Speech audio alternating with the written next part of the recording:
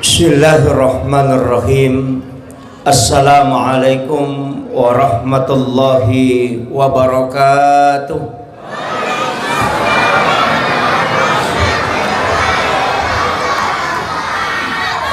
Tempat imam itu bukan masjid, tapi dia disebut dengan mihrab. Mihrab ini sangat utama, karena mihrab itu tempat berkomunikasi langsung dengan Allah. Fataqabbalaha rabbuha bikabulin hasanin wa ambataha nabatan hasanan wa kaffalaha Zakaria. Kullama dahala alaiha Zakaria al-mihrab wajada indaha rizqan. Qala ya Maryam anna laki hadza? Qalat huwa min indillah. Innallaha yarzuqu man yasha bighairi hisab.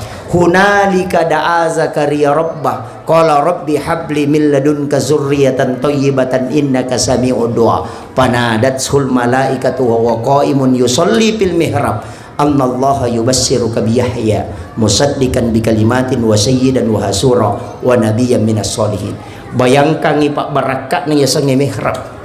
Nabi Zakaria degaga anakna paja ni halanga bainena sudah berhenti haid, menopause. Umurnya juga Nabi Zakaria sudah tua, tapi ketika dia masuk di dalam mihrab berdoa, ternyata sementara berdiri sholat langsung turun malaikat dari langit memberitahu annallaha yubassiruka bi Yahya. Bayangkan itu. Guru Kiai Abdurrahman Ambo Dalle, kamarnya dia bagi dua, setengah dia tempati tidur bersama keluarganya, setengah dia tempati untuk sholat. Itulah mihrabnya Guru Tak. Tapi ketika ada santrinya mau pulang dan tidak ada transportnya untuk pulang, degaga na tampara rewa, aga nasa puang degaga kasih diku na meka rewa lo kampungnya, aga nasa Gurutta masuk ke dalam kamar, kulihat di bawah bantal. Bantal itu tempatnya melapisi lututnya, onron na patadangi utuna kuilalan na mihrab na masih kiri. Setiap anak yang masuk dapat uang, padahal dia nang kena taruh di Gurutta kor. Akalan na nanae ya kong kadina runtuk lima lapor kadi dewala ko onron na Gurutta. Datang lagi minta yang lain, disuruh lagi masuk dan tidak pernah habis. Puleken royero. Makanya itulah pertanyaannya Nabi Zakaria. Anna laki haza? Puleken roye. Huwa min indillah. Karena engkau membuat tempat komunikasi langsung dengan Allah. Kadangkala idi WC makanja okubolata sampai puluhan juta kita biayai untuk membuat WC, tapi tidak ada tempat sholat khusus di dalam kamar yang kita buat untuk berdua-duaan dengan Allah. Inilah kekurangan kita selama ini untuk khusyuk dalam ibadah. Kan ceritanya begini Pak, itu Nabi Zakaria kak deganakna, istilahnya ugie manang. Makanya nalai anurena Maryam asanna. Ini nanti ibunya Nabi Isa. Umurnya belum gadis. Kemudian di dalam kamarnya dia buatkan bilik. Bilik itu kamar. Di dalam biliknya dia buatkan tempat sholat. Itulah mihrab dan dua anak tangga. Dari situlah dasar kenapa tempat imam itu dua lapis sajadahnya. Itu intinya. Dan 3 tahun itu Nabi Zakaria Pak piara nak darah nala caket tanga dia itu na bukai ya na pura na patamangan re dia tutup kuncinya baru dia kunci baru dia simpan kuncinya. Itu Maryam tidak bisa keluar. Yopi di piara nak darah ya le gonci motor menroto nama dari masuk angin.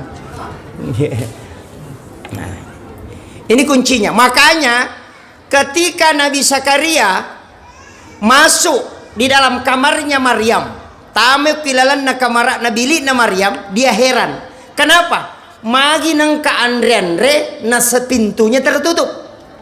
Dan anehnya makanan musim dingin di musim panas. Pada dimakan aja nang kadoriang ngoko kamar mu na degaga na tanya waktu doriang. Makanya kan dia bertanya, "Anna laki hasa?" Puleken roye. Jawaban na Maryam sederhana, "Huwa min indillah." Itu langsung dari sisi Allah. Nabi Zakaria tidak percaya, bertanya kembali, "Anna laki haza?" Puleken roye. Aga jawaban na Maryam langsung mengatakan, "Huwa min indillah. Innallaha yarzuqu man yasha bighairi hisab." Ya kupong Allah Ta'ala melu pakai daleki atana dena melalui proses. Menangis Nabi Zakaria. Dia mengatakan, "Saya puluhan tahun tinggal di sini. Berdoa di rumah ini tapi tidak dijawab. Cuma minta anak. berarti tania pak dongan na makanja onron na makanja, sehingga dia suruh asuko tuh naya tamah. Maka ayatnya hunalika da'a Zakaria rabbah, maka masuklah Nabi Zakaria di situ berdoa, wa huwa qaimun yusolli, matangangi tatong mas sempajang nailaw dolori punna aga pak dongan na rabbi habli min ladunka zurriyatan thayyibatan innaka sami'ud doa. Coba di sini inti jami mi'raj Pak Bu. Maka daya ro sampajange angka meman ni sebelum mamiraja Nabi ta. Nabi sholat di Madinah, sholat di Bukit Tursina, sholat di Baitul Lahmi, sholat di Masjidil Aqsa. Berarti Nabi sudah sholat sebelum diangkat ke langit. Nabi Zakaria sholat, Maryam sholat, Nabi Ibrahim sholat, Nabi Musa sholat, Nabi Isa sholat, semua Nabi sholat. Jadi sholat itu bukan ibadah baru. Sejak adanya Nabi itu sudah ada perintah sholat. Jadi ya kodera sempajang makun rutongang. Makanya itu sempajangi alipu bicara rogin atau alipu tetong rokoi ha sujui mim tudangi dal agokina Ahmad. Siapa itu Ahmad? Nur Muhammad. Siapa itu Nur Muhammad? Bapaknya Ruh. Kalau pada diri disebut rahasia, makanya kepala mim, dada ha, pinggul mim, kaki dal, tulisannya Muhammad. Kalau yang rahasia itulah Ahmad. Ya natunakada sempajang watakale. Coba, tapi saya tidak mau bahas terlalu jauh, nanti pusing kepalanya kalau itu masuk dalam kajian tasawuf. Makanya sebenarnya kan begitu. Ya natunangka bicara nogi makada kegaya sempajang, agaya mas sempajang. Kegaya sempajang Ahmad alipu ha mim dal, makanya Ahmad tetong rokok suju tudang ya itu sempajang. Tapi agama sempajang yang sholat kita mim kepala, dada ha, pinggul mim, kaki dal, itu makanya manusia itu tulisannya Muhammad ya itu makanya Muhammad mas sempajang, Ahmad sempajang. Ia mato ya sange Ahmad, ia mato rahasia. Apa ia kawatak kalewe tubuh kasara nyawa rahasia dengan ruh. Ia tu wanafah tu fihi mir ruh yang ditiupkan oleh Allah. Yang mati itu kullu nafsin zaikatul maut. Yang mati itu nafs jiwa, bukan ruh. Makanya orang yang meninggal tetap menerima transfer pahala karena ruhnya masih menerima. Dia mengatakan kalau sudah mati wafat, tidak, terputus sudah. Itu karena dia tidak tahu. Ada juga masyarakat kita yang keliru. Orang sudah mati dibikinkan makanan, baru dibilang ini yang paling disuka Pak Imam. Dulu almarhum paling suka makan duren, mangga macan. Pak Imam yang sakit perut.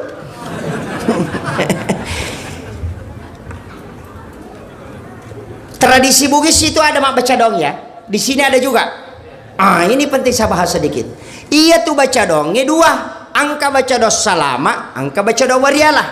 Ia sange baca do warialah bicarogi. Ia ko tubuh watakale si bawa ruh menyatu maka dia tahu. Ia ko laga iruwe watakale bam maka dia wuju. Ruh disebut dengan warialah. Jadi aku maka dia baca do warialah berarti baca do ruh. Berarti doa kepada almarhum. Nah, ini penting. Tapi kenapa ada makanan? Di sinilah ulama cerdas, ulama dulu kita pintar betul. Makai doa ada yang 40 menghijab. Doa itu bisa ditolak karena 40 hal tidak diterima. Makanya kalau Pak Imam berdoa dan tidak diterima doanya, kasih makan dia. Karena kalau memberi makan kepada seseorang itu 40 hari 40 malam baru bisa habis di dalam perutnya. Setiap dia sholat itu malaikat rahmat berdoa supaya orang yang memberi makan itu diberkahi oleh Allah Subhanahu wa taala. Dari situlah sehingga ada makanan. Kalau doanya tidak sampai, nanti pahala makanannya yang sampai. Makanya kalau ada imam baca doa dia tidak makan, tarik telinganya. Ini penting. Kecuali Pak Imam puasa. Itu di situ letaknya Pak Bu sebenarnya. Sederhana sekali. Yang selama ini orang salahkan. Saya itu Pak, setiap ke Makassar dari Sidrap, pasti saya singgah di makamnya Guru Kiai Abdul Rahman Ambo Dalle. Pasti saya singgah. Kalau sudah lewat saya kembali. Saya suka bertawassul kepada beliau. Sehingga kirimkan Fatihah, surah Al-Ikhlas, kemudian saya berdoa. Epung, talingak barakah, taliti barakah anak-anak dan keturunanku, pada barakah angkai talingi atau pandritai. Itu namanya tawassul. Ia mina salah ko makadaki opung nganu pasalama ka, itu tawassut namanya. Itu yang musyrik. Bedakan ya. Makanya pengantin baru itu disuruh ziarah makam. Sebelum dia berhubungan dengan istrinya, datang ke kuburan, minta kepada Allah supaya berkah yang diberikan kepada wali itu diberikan juga kepada kita kelak ketika anak kita lahir. Maka itu musyrik tidak. Kenapa di kuburan? Karena Nabi Rasulullah sendiri mengatakan bahwa setiap malam Jumat ruhnya orang muslim yang telah wafat dikembalikan oleh Allah ke kuburnya. Itulah sehingga kenapa Nabi ziarah makam setiap jam 12 malam di malam Jumat, nanti pulang kalau menjelang subuh. Kita ziarah makam sudah lebaran, datang selfie-selfie, tidak ada doa. Tidak begini dia mau, enggak, di sana saja Bu. Kumeru kampung nanti. Maka dah boleh, boleh. Ada dalilnya, ada di dalam Al-Quran. Kita baca setiap salat. Ihdinas siratal mustaqim. Siratal ladzina an'amta alaihim. Kenapa kita pakai siratal ladzina an'amta alaihim? Bukan siratal nabi, bukan siratal malaikah. Tapi kenapa siratal ladzina? Jalannya orang-orang an'amta yang telah engkau beri nikmat. Itu yang kita minta. Ini kan. Makanya ziarah makam itu penting sekali. Datangi makam, bacakan Fatihah, baru minta kepada Allah. Jangan minta di makam. Cuma kita di situ meminta kepada Allah setelah membacakan, karena di situ bisa nyambung. Seandainya doa Pak cukup kalau di masjid, Nabi tidak usah disuruh pergi ke kuburan mendoakan jenazah. Seandainya, kurang apa doanya Nabi kalau di masjid? Kurang apa doanya Nabi di rumah? Tapi kenapa dia diminta mendatangi kuburan di malam hari?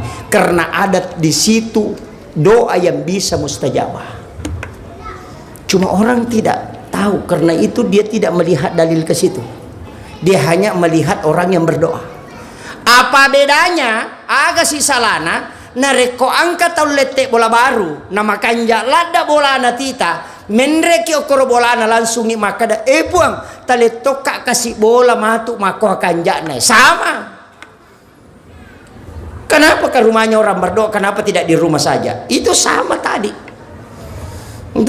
Beda sedikit saja. Ini yang kadang disalahkan orang-orang yang tidak paham dengan amaliyah ahlus sunnah wal jamaah. Ini sudah berapa? Tinggal 10 menit 1 jam ya. Belum ya. Kemudian ini penting juga. Imam ini saya dapat dari Guru Tak. Imam itu jangan pernah bicara di tempatnya menjadi imam. Aja lalu gaga ada lino na lapaka lilla konrona mancajimam.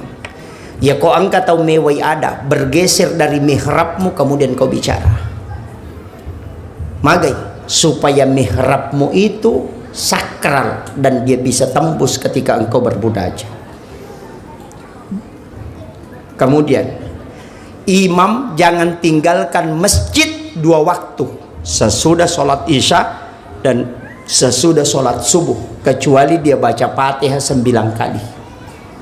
Ini yang susah. Ini tidak ada dalam kitab fikih, hanya diajarkan dalam tasawuf. Fatihah pertama kepada Nabi, Fatihah kedua kepada seluruh Nabi dan Rasul. La jami'il anbiya'i wal mursalin wasyuhada'i wassolihin wal malaikatil muqarrabin al-Fatihah. Kemudian yang ketiga, yang penting, 4 ulama wali kutub, Syekh Abdul Qadir Jilani, Syekh Ahmad Ar-Rifai, Syekh Ibrahim Ad-Dasuki, Syekh Ahmad Al-Badawi. Kalau ada perempuan hamil, ya kong kamakun raimat tampu, Sebelum tidur ajen neki. Setelah berwudu bacakan Fatihah kepada 5 orang ini. Yang pertama Nabi Tak, yang kedua Syekh Abdul Qadir Al-Jilani, baru Syekh Ahmad Ar-Rifai, baru Syekh Ibrahim Ad-Dasuki, baru Syekh Ahmad Al-Badawi. Napata kerawat tampu tak. Pegang anak kita itu di bagian doa. Usap, baru berdoa. Epong, talingi baraka iya nana angkai utampu pada baraka angkai talingi atau pandrita apa kemudian tidur. Maka dia gurut tak. Ia kumulai pananungan ngigang kajaji bijam mancaji tau pandrita mati itu kajaji. Itulah yang dilakukan ulama kita dulu. Tapi ini sebenarnya ilmu rahasia. Tidak apa-apa saya buka. Dulu orang pak pawa kain putih baru bisa terima ini. Tidak apa-apa. Kemudian saya lanjutkan. Makanya Rasulullah ketika dipanggil oleh Allah, itu Rasulullah menerima sholat, tidak ada yang dampingi. Jadi ya Nabi terima sampaja demeto kagak tau dampingi, tidak ada malaikat satupun yang mendampingi karena malaikat Jibril hanya sampai di Baitul Ma'mur. Langit ke-7 baru Baitul Ma'mur, hanya sampai di situ. Tidak bisa naik dia ke atas. Makanya dia beritahu kepada Rasulullah, ya Muhammad, lanjutkan perjalananmu. Saya hanya sampai di sini. Ketika saya melewati alam ini maka saya akan hancur. Itulah kenapa Imam Ja'far dalam kitab Al-Barsanji dia mengatakan anta nurun fauka nurin. Muhammad, engkau cahaya di atas cahaya. Karena Jibril adalah cahaya, tapi kau masih bisa mengalahkan cahayanya Jibril. Banyak yang menyalahkan karena dia mengaitkan Quran surah An-Nur ayat 35, nurun ala nur, bahwa kalimat anta nurun fauka nurin nasangi Nabi tayase ini ya Allah Ta'ala. Padahal yang dimaksud Imam Ja'far adalah Rasulullah anta nurun fauka nurin, di atasnya Jibril. Itu kuncinya. Karena di Baitul Ma'mur inilah malaikat bertawaf. Nah, di situ kan ada tiang aras. Sebelah kanan tiang aras itu, di situ mimbarnya Nabi Ibrahim. Itu jalur masuk ke dalam surga. Di sebelah kirinya itu jalur masuk neraka. Di situ mimbarnya Rasulullah. Kru mimbarakna Nabi Tak. Makanya Sayyidina Ali kan bertanya, kenapa mimbarmu di situ ya Rasul? Agar nasa Nabi Tak, saya meminta kepada Allah supaya diletakkan di sebelah kiri aras. Magai, karena itu jalur masuk ke neraka. Kalau nanti ketika ada umatku yang akan digiring masuk ke neraka, maka saya akan turun dari mimbarku dan bersujud di hadapan Allah, minta supaya dia diampuni dan dimasukkan ke dalam surga. Itulah makna kalimat wasyarafa wa darajata aliyatan rafiyah wa ba'ashu maqamam mahmudan alladzi wa'adta innaka la tukhliful mi'ad. Makanya Rasulullah mengatakan, siapa yang mendengarkan azan kemudian dia menjawab dan bersalawat kepadaku kemudian membaca doa sesudah azan, maka pasti dia mendapatkan syafaatku. Karena di situ janjinya Rasulullah. Cuma banyak orang tidak memanfaatkan ini, Pak Bu.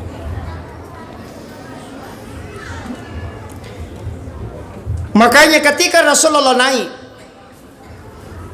naik ke atas di Sidratil Muntaha, saya kemarin mendengarkan ceramahnya Profesor Dr. Syekh Ali Jum'ah.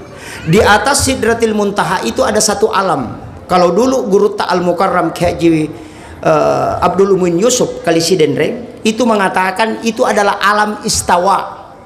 Tapi Profesor Dr. Syekh Ali Jum'ah, Mufti Mesir itu mengatakan itu adalah alam pena.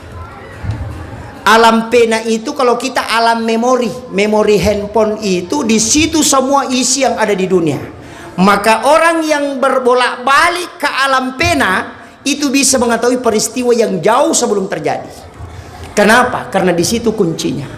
Ada ulama yang dibukakan tirai itu, namanya kasyaf. Banyak, tapi saya tidak bahas di sini. Makanya ketika Rasulullah naik di situ, apa yang dia ucapkan? At-tahiyyatul mubarakatuh salawatut thayyibatu lillah. Itu salamnya Nabi kepada Allah. Langsung Allah jawab, assalamu alayka ayyuhan nabiyyu wa rahmatullahi wa barakatuh. Rasulullah mengatakan assalamu alayna wa ala ibadillahi sholihin. Itu kuncinya. Tapalai sangiri lalala palang, tapasid diri lalala peringerang.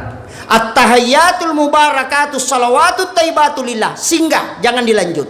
Ada sakta di situ karena itu kalamur Rasul. Assalamu alaika ayyuhan nabi wa rahmatullahi wabarakatuh, itu kalamullah. Jangan disatukan kalam Allah dengan kalam Rasul, makanya ada sakta di tengahnya. Palai sangirila palangi pasti diri peringerangi. Makanya assalamu alaina nabi taruh wa ala diikutkanlah kita ibadillahi sholihin. Iana tunasa patareka dua tamasyarat talu tamalaisam. Ini kuncinya, Pak. Kemudian setelah itu Nabi turun. Kan yang syahadat itu Rasulullah, yang salawat malaikat. Malaikat cuma mengatakan Allahumma sholli ala Muhammad wa ala Muhammad, tidak pakai Sayyidina. Makanya yang sholat pakai Allahumma sholli ala Muhammad wa ala Muhammad itu yang benar. Kalau dia baca Allahumma sholli ala Sayyidina Muhammad wa ala Sayyidina Muhammad, itu tidak salah. Bedanya apa? Allahumma sholli ala Muhammad itulah yang ada di teks hadis. Allahumma sholli ala Sayyidina Muhammad itu yang mapakia dak lori nabi tak. Saya mengambil analogi sederhana. Kalau saya minta air minum 1 gelas, orang kasih naik 1 gelas air minum, dia letakkan di sini, maka itu melaksanakan perintah. Tapi kalau dia ambil 1 gelas air, kemudian dia mengambil sedikit mangkok kecil, baru dia letakkan di bawahnya, baru dia angkat, maka itu mapakiada. Allahumma sholli ala Muhammad melaksanakan perintah. Allahumma sholli ala Sayyidina Muhammad mapakiada illauri nabita. Sedikit saja bedanya. Di situ kuncinya, Pak. Cuma kadang orang menganggap ini bid'ah karena dia tidak paham. Kemudian setelah itu malaikat bersalawat Allahumma sholli ala Muhammad wa ala Muhammad. Turunlah Rasulullah. Ketemu Jibril kembali, diantar turun ketemu dengan Nabiullah Ibrahim alaihissalam di langit ke-7. Nabi yang paling tinggi tempatnya, Pak, itu Nabi Ibrahim. Langsung ditanya, agamu poliang. Coba, Pak, manusiawi itu. Kung katalo Malaysia nang karewa aga na poliang Milo. Manusiawi. Ang katalo umrah aga na poliang cerek kristal. Begitu. Ada orang dari Sidrap ke Pasar Butung aga na poliang daster. Gitu. Jadi tidak pernah ditanya Rasulullah sama Nabi, dia tidak bertanya apa yang kau lihat. Makadami agamu poliang. Makanya salat adalah oleh-oleh Isra Mi'raj. Karena makadami agamu poliang, maka Nabi itu sempajang. Itu kan. Padahal tujuan Isra Mi'raj bukan itu. Apa tujuan Isra Mi'raj? Allah sudah sampaikan, informasikan, linuriyahu min ayatina, untuk memperlihatkan tanda-tanda kebesaran Allah. Kenapa ada sholat? Itu oleh-oleh. Itu. Makanya Ibrahim bertanya, apa yang kau bawa? Sholat berapa? 50. Oh iya, saya titip salam kepada umatmu kalau dia kerjakan. Makanya ada kalimat salam kepada Ibrahim, kama shallaita ala Ibrahim. Kenapa kita salam kepada Ibrahim? Karena dia berjanji, ya Muhammad, ketika dia mengucapkan salam kepadaku, setengah sedekahku pahalanya kuserahkan kelak di yaumil akhir.